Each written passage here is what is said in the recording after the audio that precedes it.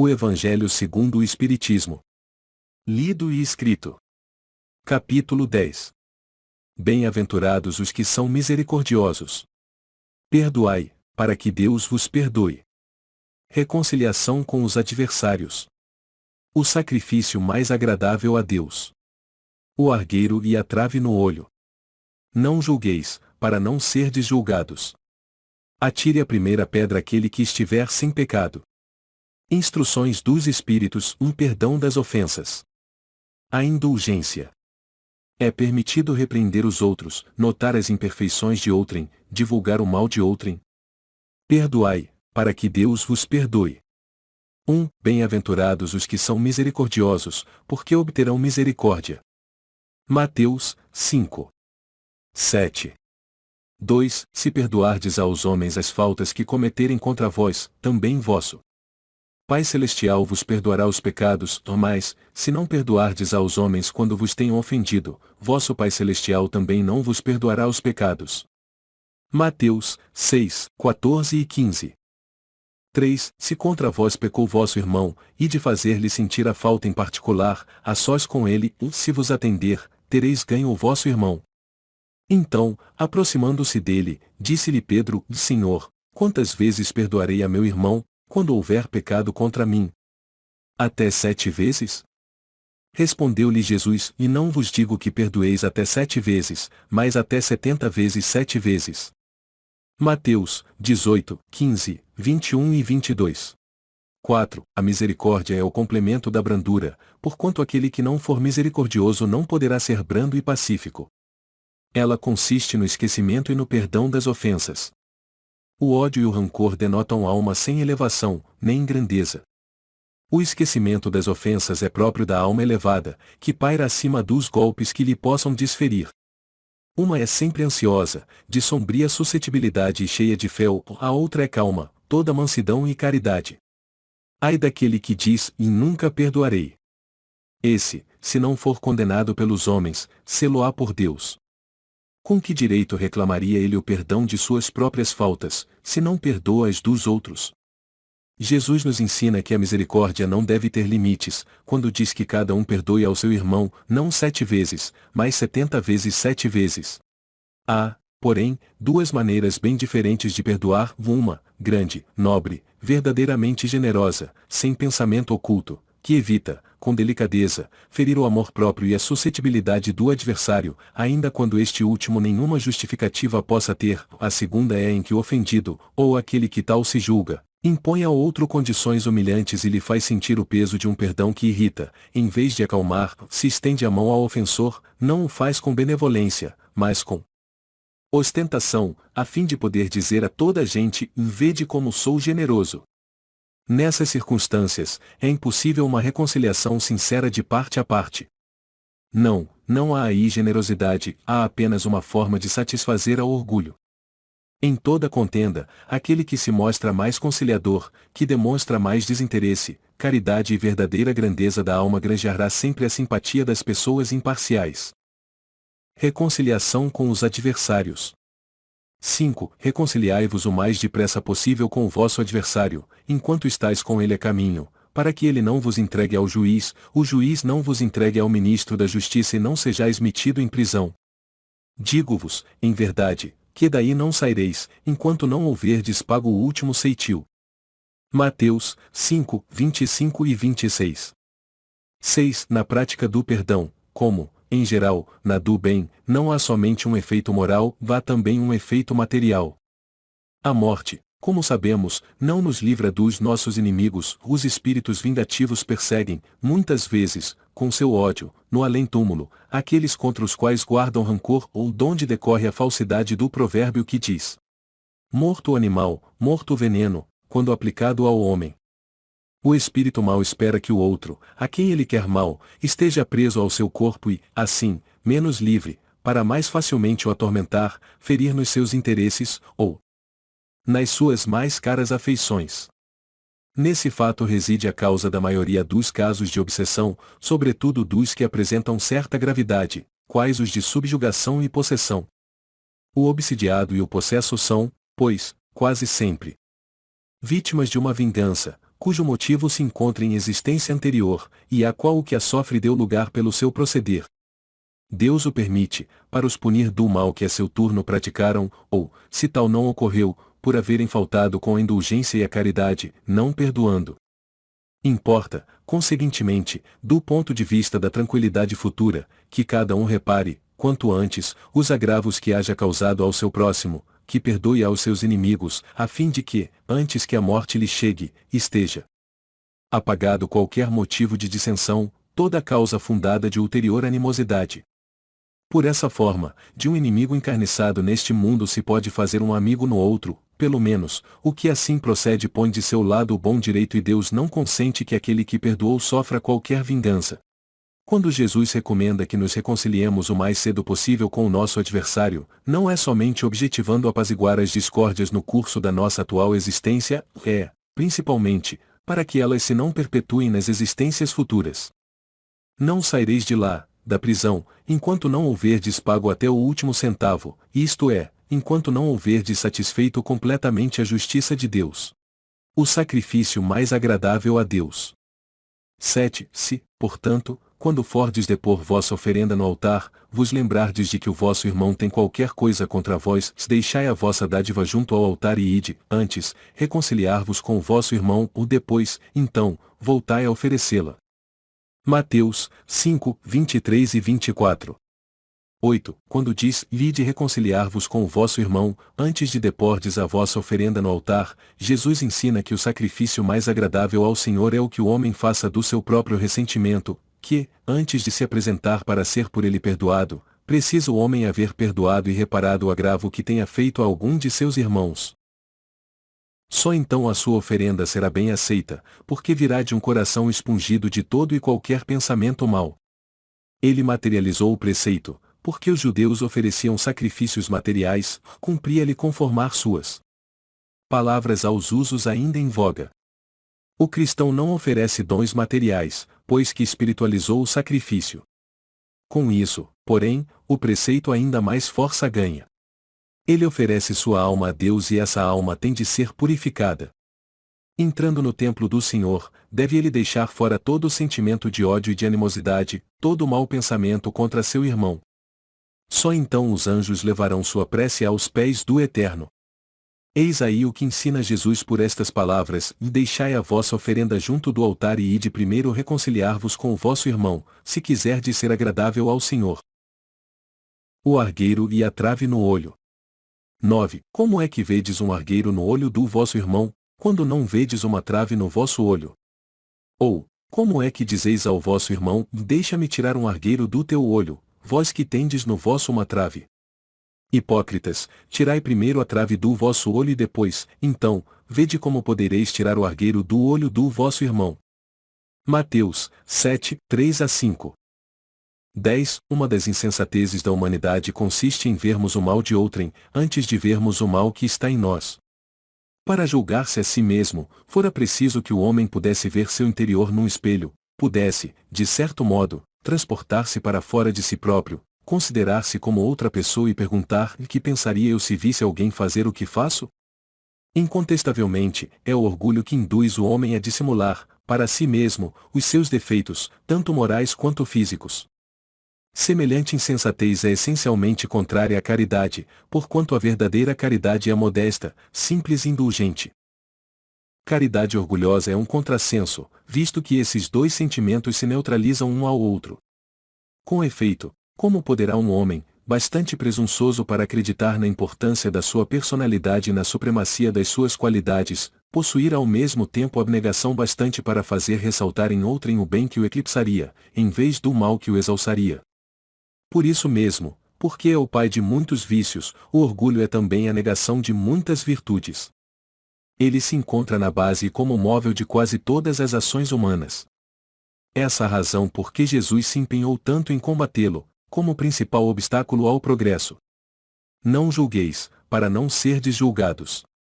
Atire a primeira pedra aquele que estiver sem pecado. 11. Não julgueis, a fim de não serdes julgados, porquanto sereis julgados conforme houverdes julgado os outros, e empregar-se-á convosco a mesma medida de que vos tenhais servido para com os outros. Mateus 7, 1 e 2. 12. Então, os escribas e os fariseus lhe trouxeram uma mulher que fora surpreendida em adultério e, pondo-a de pé no meio do povo, disseram a Jesus: Mestre, esta mulher acaba de ser surpreendida em adultério. Ora, Moisés, pela lei, ordena que se lapidem as adúlteras. Qual sobre isso a tua opinião? Diziam isto para o tentarem e terem de que o acusar. Jesus, porém, abaixando-se, entrou a escrever na terra com o dedo. Como continuassem a interrogá-lo, ele se levantou e disse: Daquele dentre vós que estiver sem pecado, atire a primeira pedra. Em seguida, abaixando-se de novo, continuou a escrever no chão. Quanto aos que o interrogavam, esses, ouvindo-o falar daquele modo, se retiraram, um após outro, afastando-se primeiro os velhos. Ficou, pois, Jesus a sós com a mulher, colocada no meio da praça. Então, levantando-se, perguntou-lhe Jesus: E mulher, onde estão os que te acusavam? Ninguém te condenou? Ela respondeu: Não, Senhor. Disse-lhe Jesus: Também eu não te condenarei. Vai-te de futuro, não tornes a pecar. João 8, 3 a 11. 13. Atire-lhe a primeira pedra aquele que estiver isento de pecado, disse Jesus. Essa sentença faz da indulgência um dever para nós outros, porque ninguém é que não necessite, para si próprio, de indulgência.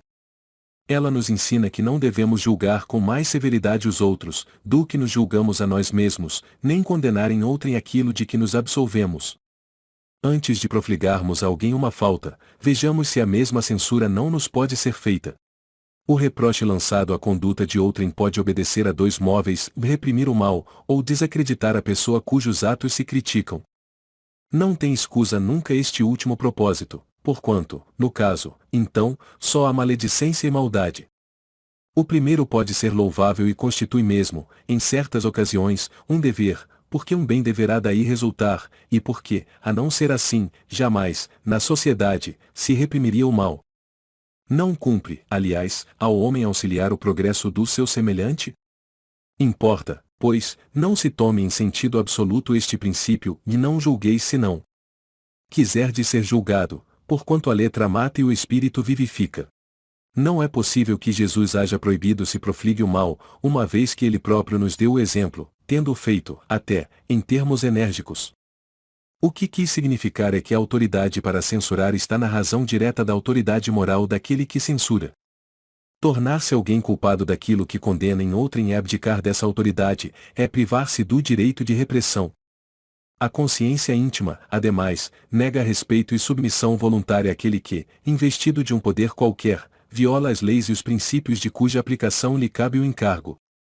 Aos olhos de Deus, uma única autoridade legítima existe, da que se apoia no exemplo que dá do bem. É o que, igualmente, ressalta das palavras de Jesus. Instruções dos Espíritos. Perdão das ofensas. 14. Quantas vezes perdoarei a meu irmão? Perdoar-lhe-eis, não 7 vezes, mas 70 vezes 7 vezes. Aí tendes um dos ensinos de Jesus que mais vos devem percutir a inteligência e mais alto falar ao coração.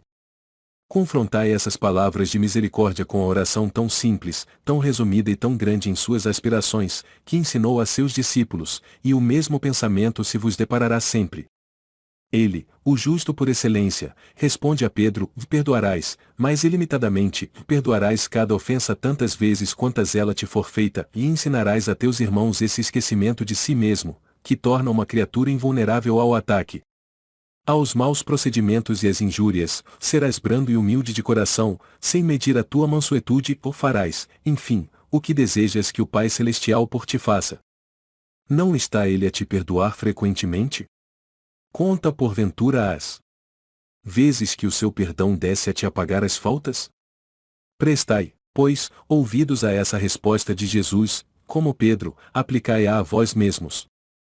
Perdoai, usai de indulgência, sede caridosos, generosos, pródigos até do vosso amor. Dai, que o Senhor vos restituirá; perdoai, que o Senhor vos perdoará; ou abaixai-vos, que o Senhor vos elevará; ou humilhai-vos, que o Senhor fará vos assenteis à sua direita. Ide, meus bem-amados, estudai e comentai estas palavras que vos dirijo da parte daquele que, do alto dos esplendores celestes, vos tem sempre sob as suas vistas e prossegue com amor na tarefa ingrata que deu começo. Faz 18 séculos. Perdoai aos vossos irmãos, como precisais que eles vos perdoem. Se seus atos pessoalmente vos prejudicaram, mais um motivo aí tendes para serdes indulgentes, porquanto o mérito do perdão é proporcionado à gravidade do mal. Nenhum merecimento teríeis em relevar os agravos dos vossos irmãos, desde que não passassem de simples arranhões. Espíritas, jamais vos esqueçais de que, tanto por palavras como por atos, o perdão das injúrias não deve ser um termo vão. Pois que vos dizeis espíritas, sédio, ouvidai o mal que vos hajam feito e não penseis senão numa coisa, e no bem que podeis fazer. Aquele que enveredou por esse caminho não tem que se afastar daí, ainda que por pensamento, uma vez que sois responsáveis pelos vossos pensamentos, os quais todos Deus conhece. Cuidai, portanto, de os expungir de todo sentimento de rancor. Deus sabe o que demora no fundo do coração de cada um de seus filhos. Feliz, pois, daquele que pode todas as noites adormecer, dizendo, e nada tenho contra o meu próximo. Simeão. Bordeaux, 1862. 15. Perdoar aos inimigos é pedir perdão para si próprio, perdoar aos amigos é dar-lhes uma prova de amizade, perdoar as ofensas é mostrar-se melhor do que era. Perdoai, pois, meus amigos, a fim de que Deus vos perdoe, porquanto, se fordes duros, exigentes, inflexíveis, se usardes de rigor até por uma ofensa leve, como querereis que Deus esqueça de que cada dia maior necessidade tendes de indulgência? Ó! Ai daquele que diz, e nunca perdoarei, pois pronuncia a sua própria condenação. Quem sabe, aliás, se, descendo ao fundo de vós mesmos, não reconhecereis que fostes o agressor? Quem sabe se, nessa luta que começa por uma alfinetada e acaba por uma ruptura, não fostes quem atirou o primeiro golpe, se vos não escapou alguma palavra injuriosa, se não procedestes com toda a moderação necessária? Sem dúvida, o vosso adversário andou mal em se mostrar excessivamente suscetível ou razão demais para serdes indulgentes e para não vos tornardes merecedores da invectiva que lhe lançastes. Admitamos que, em dada circunstância, fostes realmente ofendido, e quem dirá que não envenenastes as coisas por meio de represálias e que não fizestes degenerasse em querela grave o que houvera podido cair facilmente no ouvido? Se de vós dependia impedir as consequências do fato e não as impedistes, sois culpados. Admitamos, finalmente, que de nenhuma censura vos reconheceis merecedores, e mostrai-vos clementes e com isso só fareis que o vosso mérito cresça. Há, porém, duas maneiras bem diferentes de perdoar: há o perdão dos lábios e o perdão do coração. Muitas pessoas dizem, com referência ao seu adversário, eu lhe perdoo, mas, interiormente, alegram-se com o mal que lhe advém, comentando que ele tem o que merece. Quantos não dizem, perdoo e acrescentam, mas não me reconciliarei nunca ou não quero tornar a vê-lo em toda a minha vida? Será esse o perdão, segundo o Evangelho? Não, ou o perdão verdadeiro, o perdão cristão é aquele que lança um véu sobre o passado, esse o único que vos será levado em conta, visto que Deus não se satisfaz com as aparências. Ele sonda o recesso do coração e os mais secretos pensamentos. Ninguém se lhe impõe por meio de vãs palavras e de simulacros. O esquecimento completo e absoluto das ofensas é peculiar às grandes almas, o rancor é sempre sinal de baixeza e de inferioridade. Não ouvideis que o verdadeiro perdão se reconhece muito mais pelos atos do que pelas palavras. Paulo, Apóstolo. Lyon, 1861. A indulgência. 16. Espíritas, queremos falar-vos hoje da indulgência, sentimento doce e fraternal que todo homem deve alimentar para com seus irmãos, mas do qual bem poucos fazem uso. A indulgência não vê os defeitos de outrem, ou, se os vê, evita falar deles, divulgá-los. Ao contrário, oculta-os, a fim de que se não tornem conhecidos senão dela unicamente, e, se a malevolência os descobre, tem sempre pronta uma escusa para eles, escusa plausível, séria, não das que, com a aparência de atenuar a falta, mas a evidenciam com pérfida intenção. A indulgência jamais se ocupa com os maus atos de outrem, a menos que seja para prestar um serviço, ou mais, mesmo neste caso, tem o cuidado de os atenuar tanto quanto possível. Não faz observações chocantes, não tem nos lábios censuras, apenas conselhos, e as mais das vezes, velados. Quando o criticais, que consequência se há de tirar das vossas palavras? Há de que não tereis feito o que reprovais, visto que estáis a censurar, que valeis mais do que o culpado. Ó homens! Quando será que julgareis os vossos próprios corações, os vossos próprios pensamentos, os vossos próprios atos, sem vos ocupardes com o que fazem vossos irmãos? Quando só tereis olhares severos sobre vós mesmos?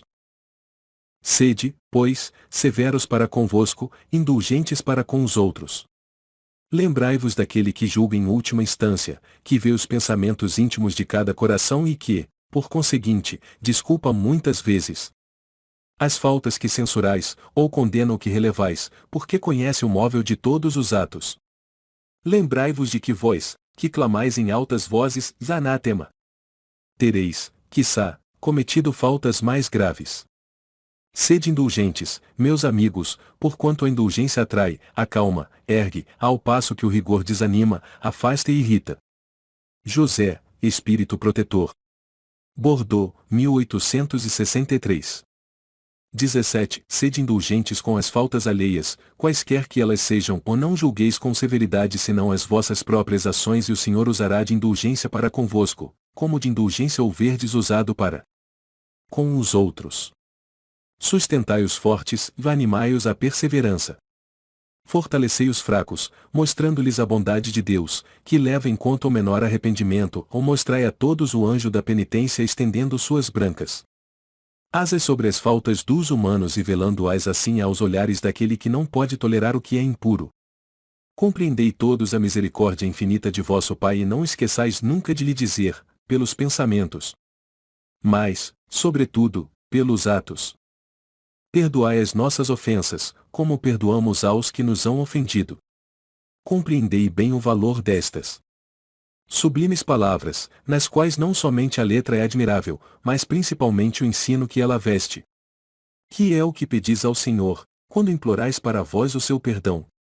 Será unicamente o ouvido das vossas ofensas? Ouvido que vos deixaria no nada, porquanto, se Deus se limitasse a esquecer as vossas faltas, ele não puniria, é exato, mas tampouco recompensaria. A recompensa não pode constituir prêmio do bem que não foi feito, nem, ainda menos, do mal que se haja praticado, embora esse mal fosse esquecido. Pedindo-lhe que perdoe os vossos desvios, o que lhe pedis é o favor de suas graças, para não reincidirdes neles, é a força de que necessitais para enveredar por outras sendas, as da submissão e do amor, nas quais podereis juntar ao arrependimento a reparação. Quando perdoardes aos vossos irmãos, não vos contenteis com estender o véu do esquecimento sobre suas faltas, porquanto, as mais das vezes, muito transparente é esse véu para os olhares vossos. Levai-lhes, simultaneamente, com o perdão, o amor, ou fazei por eles o que pediríeis fizesse o vosso Pai Celestial por vós. Substituí a cólera que conspurca, pelo amor que purifica.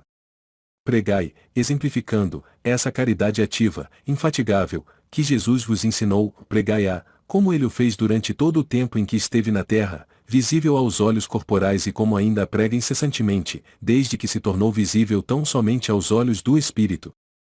Segui esse modelo divino, caminhai em suas pegadas, elas vos conduzirão ao refúgio onde encontrareis o repouso após a luta. Como ele, carregai todos vós as vossas cruzes e subi penosamente, mas com coragem, o vosso Calvário, em cujo cimo está a glorificação. João, Bispo de Bordeaux. 1862. 18. Caros amigos, sede severos convosco, indulgentes para as fraquezas dos outros. É esta uma prática da santa caridade, que bem poucas pessoas observam. Todos vós tendes maus pendores a vencer, defeitos a corrigir, hábitos a modificar, todos tendes um fardo mais ou menos pesado a alijar, para poder desgalgar o cume da montanha do progresso. Por que, então, haveis de mostrar-vos tão clarividentes com relação ao próximo e tão cegos com relação a vós mesmos? Quando deixareis de perceber, nos olhos de vossos irmãos, o pequenino argueiro que os incomoda, sem atentardes na trave que, nos vossos olhos, vos cega, fazendo-vos ir de queda em queda? Crede nos vossos irmãos, os espíritos. Todo homem, bastante orgulhoso para se julgar superior, em virtude e mérito, aos seus irmãos encarnados, é insensato e culpado, Deus o castigará no dia da sua justiça. O verdadeiro caráter da caridade é a modéstia e a humildade, que consistem em ver cada um apenas superficialmente os defeitos de outrem e esforçar-se por fazer que prevaleça o que há nele de bom e virtuoso. Porquanto, embora o coração humano seja um abismo de corrupção, sempre há, n'algumas de suas dobras mais ocultas, o germen de bons sentimentos, centelha vivaz da essência espiritual. Espiritismo. Doutrina consoladora e bendita. Felizes dos que te conhecem e tiram proveito dos salutares ensinamentos dos Espíritos do Senhor. Para esses, iluminado está o caminho, ao longo do qual podem ler estas palavras que lhes indicam o meio de chegarem ao termo da jornada: caridade prática, caridade do coração, caridade para com o próximo, como para si mesmo, ou numa palavra, caridade para com todos e amor a Deus acima de todas as coisas, porque o amor a Deus resume todos os deveres e porque impossível é amar realmente a Deus, sem praticar a caridade, da qual fez ele uma lei para todas as criaturas. Do Fetre, Bispo de Nevers. Bordeaux. É permitido repreender os outros, notar as imperfeições de outrem, divulgar o mal de outrem. 19. Ninguém sendo perfeito, seguir-se-á que ninguém tem o direito de repreender o seu próximo? Certamente que não é essa conclusão a tirar-se, porquanto cada um de vós deve trabalhar pelo progresso de todos, e sobretudo, daqueles cuja tutela vos foi confiada.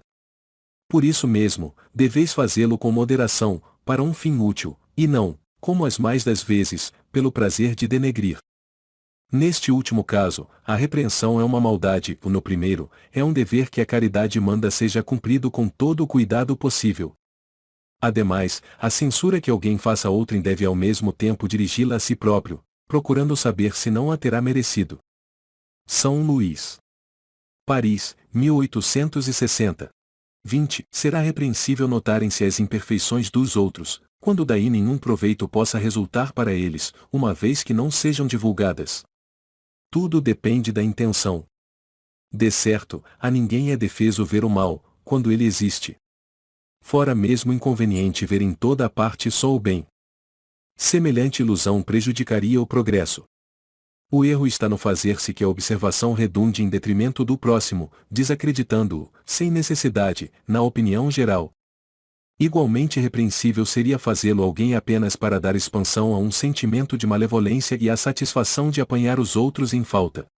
Dá-se inteiramente o contrário quando, estendendo sobre o mal um véu, para que o público não o veja, aquele que note os defeitos do próximo faça em seu proveito pessoal, isto é, para se exercitar em evitar o que reprova nos outros. Essa observação, em suma, não é proveitosa ao moralista? Como pintaria ele os defeitos humanos, se não estudasse os modelos? São Luís, Paris, 1860. 21. Haverá casos em que convenha se desvende o mal de outrem? É muito delicada esta questão e, para resolvê-la, necessário se torna apelar para a caridade bem compreendida. Se as imperfeições de uma pessoa só a ela prejudicam, nenhuma utilidade haverá nunca em divulgá-la. Se, porém, podem acarretar prejuízo a terceiros, deve-se atender de preferência ao interesse do maior número. Segundo as circunstâncias, desmascarar a hipocrisia e a mentira pode constituir um dever, pois mais vale caia um homem, do que virem muitos a ser suas vítimas. Em tal caso, deve-se pesar a soma das vantagens e dos inconvenientes. São Luís, Paris, 1860.